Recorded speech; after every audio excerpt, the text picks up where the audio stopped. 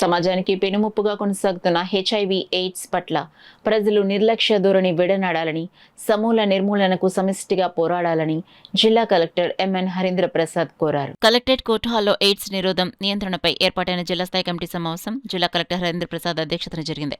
సమావేశంలో జిల్లాలో HIV AIDS ఉనికి, నిరోధం, నియంత్రణకు చేపడుతున్న చర్యలు, పటిష్టపరచాల్సిన కార్యాచరణ అంశాలపై ఆయన అధికారులతో సమీక్షించారు. జిల్లాలో అమలు చేస్తున్న ఎయిడ్స్ నిరోధ కార్యక్రమాల వల్ల వ్యాధి వ్యాప్తిని గణనీయంగా నియంత్రించగలిగామన్నారు.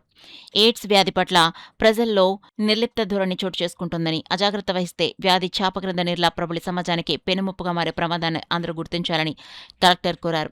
ఎయిడ్స్ వ్యాధి పట్ల అవగాహన, అప్రమత్తతను పెంపొందించే కార్యక్రమాలను జిల్లా అంతటా విస్తృతంగా నిర్వహించాలని కోరారు. జిల్లాలోని 8 ఏఆర్టీ చికిత్సా కేంద్రాల్లో ఎల్లవేళలా మందులు అందుబాటులో ఉండేలా బఫర్ నిల్వలుంచాలని, రోగులకు అంతరాయం లేకుండా చికిత్స కొనసాగేలా చూడాలని ఆదేశించారు.